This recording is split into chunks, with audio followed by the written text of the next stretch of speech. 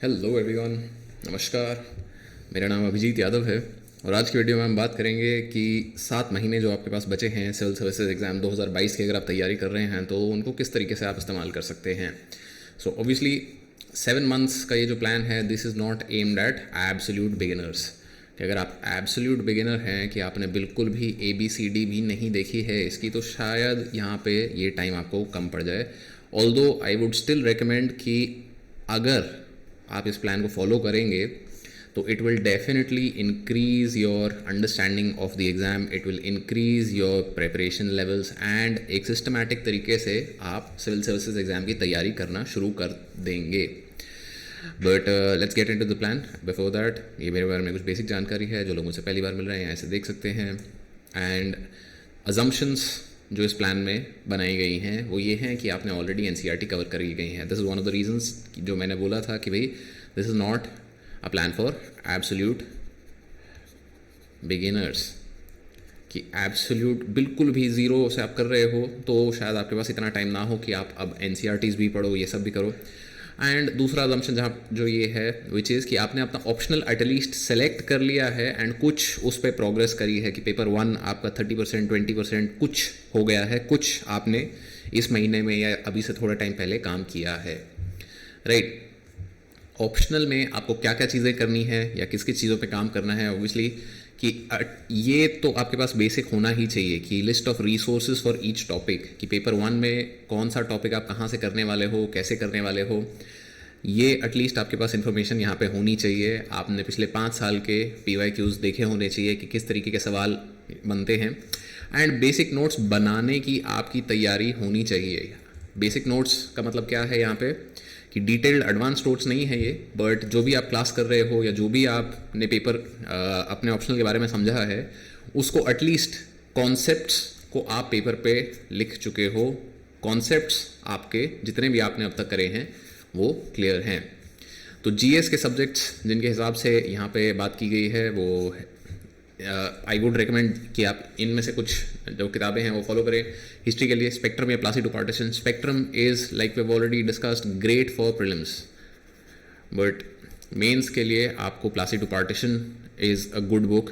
And उसके अलावा lot of people have been saying कि सोनाली बंसल की किताब है फॉर हिस्ट्री जो टाटा मैग्रॉ-हिल की आती है या किसकी आती है, सो इनकी किताब जो है that's both good for prelims and mains, but since I have not read it तो मैं पर्सनली रेकमेंड नहीं कर पाऊंगा कि सही है या नहीं, बट काफ़ी सुनने में आता है कि it's a good enough book that you can do.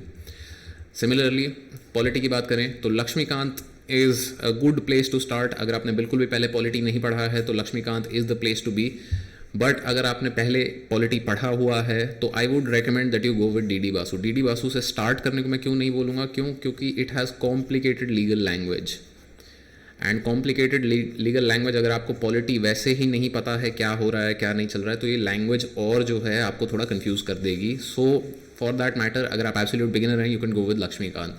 Similarly economy पे श्रीराम IAS की बुक है या तो फिर मृणाल के नोट्स या वीडियो लेक्चर्स जो हैं वो आप देख सकते हैं। रमेश सिंह मैं रेकमेंड नहीं करूँगा, क्योंकि रमेश सिंह की किताब जो है वो बिना बात के बहुत ज़्यादा डेंस है। It is a very very dense book और इतना डेंस मटेरियल आप शुरू में ही पढ़ोगे तो आपको इकोनॉमी ज़्यादा कभी समझ आएगी नहीं। So start with the basics. Shriram IAS की बुक आपके जो बिल्कुल एब्सोल्यूट बेसिक्स हैं कि भाई कॉन्सेप्ट क्या होता है, रेपो क्या होता है, मॉनेटरी पॉलिसी किस तरीके से होती है, मॉनेटरी पॉलिसी कमेटी का क्या मेकअप है, मतलब बहुत ही जो बेसिक कॉन्सेप्ट्स हैं आपके कि इन्फ्लेशन क्यों होता है, what are the factors affecting inflation and ये सब टाइप की जो चीज़ें हैं कि गवर्नमेंट बजट, फिजिकल डेफिसिट, ये सारे बेसिक कॉन्सेप्ट्स आपके यहाँ से कवर हो जाएंगे। सिमिलरली एनवायरनमेंट, शंकर IAS की जो किताब है this will cover all the basics very well for you. Basics पहले आपको करने ही पड़ेंगे क्योंकि जब तक आप बेसिक्स नहीं करोगे तो फिर आप एडवांस चीज़ों पे सीधा देखोगे and you will get confuse कि भाई ये कहाँ से आ गया। सो शंकर IAS की बुक जो है this will cover all the basics for you. इन सब के ऊपर ऑब्वियसली आपको करंट अफेयर्स का तड़का थोड़ा लगाना पड़ेगा। एंड करंट अफेयर्स कितने करने होते हैं आपको, generally 1 year at least.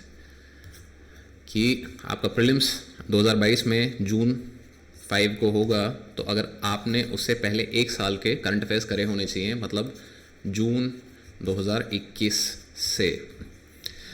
So obviously ये कोई हार्ड एंड फास्ट रूल नहीं है, यूपीएससी ने नहीं बोला है कि भाई पिछले एक साल के करंट अफेयर्स ही पूछेंगे, उससे ज़्यादा भी आ सकता है, उससे कम भी आ सकता है, बट 1 ईयर के करंट अफेयर्स करने का लॉजिक यहाँ पे ये है कि कोई चीज़ अगर इतनी इम्पोर्टेंट है तो एक साल में कभी ना कभी कवर हो गई होगी. So that is the idea. एक साल के करंट अफेयर्स आप कवर कर लो तो most likely you will have covered 85 to 90% of the important things that are being talked about.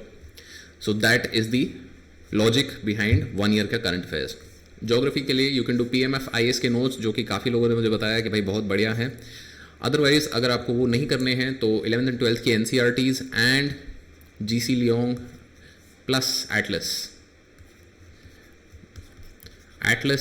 आप PMF IS के नोट्स कर रहे हो, नहीं कर रहे हो, क्या कर रहे हो, एटलस ज्योग्राफी के लिए बहुत ही ज़रूरी है हमेशा. क्यों? क्योंकि आप मैप्स नहीं देखोगे जब तक तो आपको वो सब्जेक्ट की फील नहीं आएगी. फाइनली करंट अफेयर्स पे पहले भी काफ़ी बार बात करी है हमने. So now I would highly suggest कि हिंदू या इंडियन एक्सप्रेस आप पढ़ रहे हो, जो भी पढ़ रहे हो, मेक योर ओन नोट्स. अपने नोट्स बनाओ. नोट्स कैसे बनाओगे आप इनके कि इनको आप सिलेबस के हिसाब से चलो कि नोट्स लेट्स से अगर आप बना रहे हो तो GS2 पेपर जो है, GS3 पेपर जो है एंड GS1 एंड 4 जितने भी आपके सारे मेंस के जनरल स्टडीज़ के पेपर होते हैं उनका सिलेबस निकालो. उनके सिलेबस के पॉइंट के हिसाब से आप अपने करंट अफेयर्स के नोट्स बनाओ. So let's say for instance international relations की कोई न्यूज़ आती है तो उसको आप कैसे नोट करोगे कि इंटरनेशनल रिलेशंस की न्यूज़ आपको नोट करनी है GS2 की heading of I think GS2 में 11th या 12th पॉइंट होता है या नीचे से दूसरा तीसरा पॉइंट होता है which is international relations.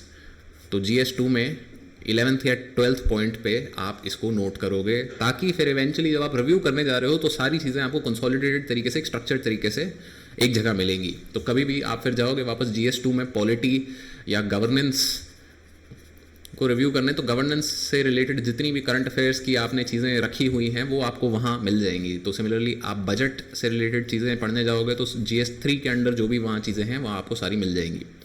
And this is the basic plan that you can follow.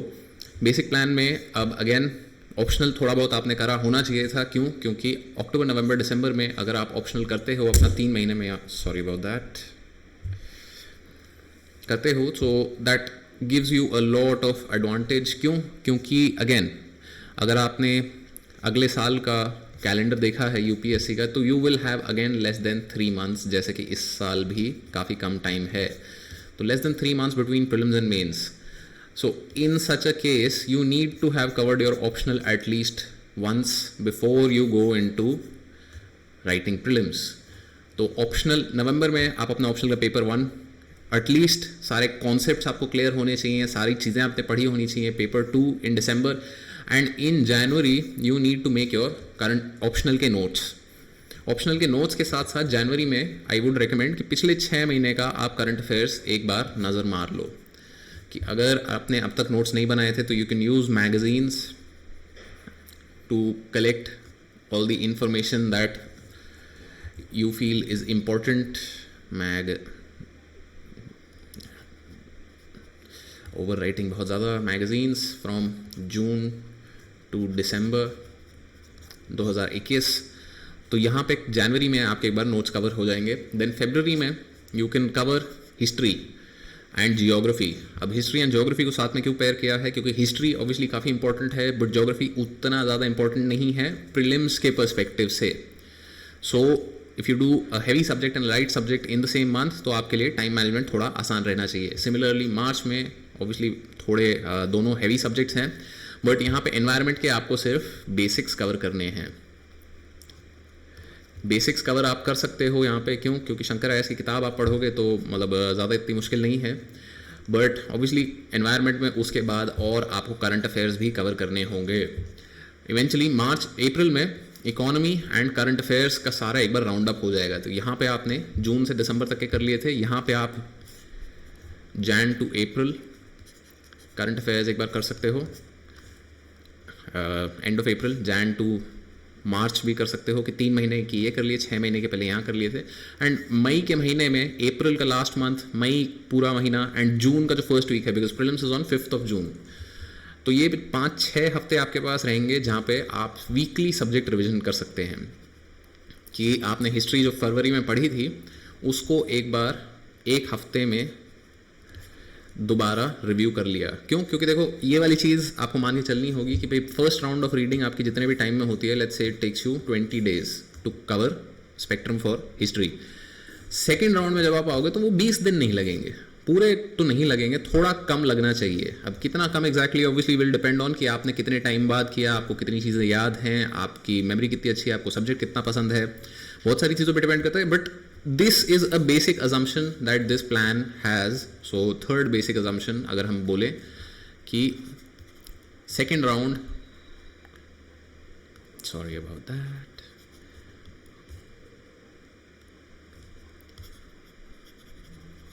should take less time than first round। तो ये एक बेसिक assumption इस प्लान में है। सो this is a plan that you can follow अगर आपने थोड़ा बहुत काम अभी तक किया हुआ है। क्यों? क्योंकि 7 महीने में 3-4 राउंड ऑफ रिविजन थोड़ा मुश्किल है स्क्वीज करना। उसके लिए ऑब्वियसली यहाँ पे जो टाइम है आपका एंड यहाँ पे जो टाइम है हिस्ट्री एंड ज्योग्राफी के लिए, अगर आपने इन सब्जेक्ट्स पे थोड़ा बहुत पहले से काम किया हुआ हो, so this will go much easier and यहाँ पे आप थर्ड राउंड ऑफ रिवीजन एक इंक्लूड कर सकते हो। क्यों? क्योंकि ये वाली चीज़ के बारे में हम पहले भी काफ़ी बात कर चुके हैं कि रिवीजन इज़ द की। आप रिवाइज नहीं कर रहे हो तो आपने जो भी पढ़ा है वो आपको पेपर के दिन याद नहीं आएगा। So this is a basic plan and आप इसको फॉलो कर सकते हैं। अगर आप एब्सोल्यूट बिगिनर है, if you are an absolute beginner, कि आपने बिल्कुल भी अब तक तैयारी शुरू नहीं करी है एंड आपको एक प्लान चाहिए, तो इस प्लान के हिसाब से आप जब इस प्रीलिम्स तक आओगे तो you will have done quite a lot of work, because 7 months of effort अगर आपने डाला है तैयारी में तो आपने काफ़ी प्रोग्रेस करी होगी। एंड अगर आपने यहाँ पे अपने ऑप्शनल के नोट्स भी बना लिए हैं तो अगर उसके बाद वाले अटेम्प्ट्स आप देते हो या जैसे भी आप तैयारी आगे देखते हो, these 7 months will be very very good for your overall preparation. So if you want to prepare for next year और उसके बाद वाला साल, जिस भी साल की आप तैयारी कर रहे हो, अगले 7 महीने इस सेंस में मत छोड़ना कि मतलब 7 महीने ही रह गए 2022 की तो क्या ही तैयारी करें। करके एक बार कोशिश करो, क्योंकि जब तक धक्का नहीं मार के देखोगे तब तक शायद पता भी नहीं चलेगा कि भाई आप कितने केपेबल हो, क्या आप कर सकते हो, नहीं कर सकते हो। क्योंकि जब तक एफर्ट नहीं जाएगा तब तक मज़ा नहीं आएगा, right? So that's it for today's video. I hope आप लोगों को पसंद आया. If so, please like, share, subscribe and thank you for watching.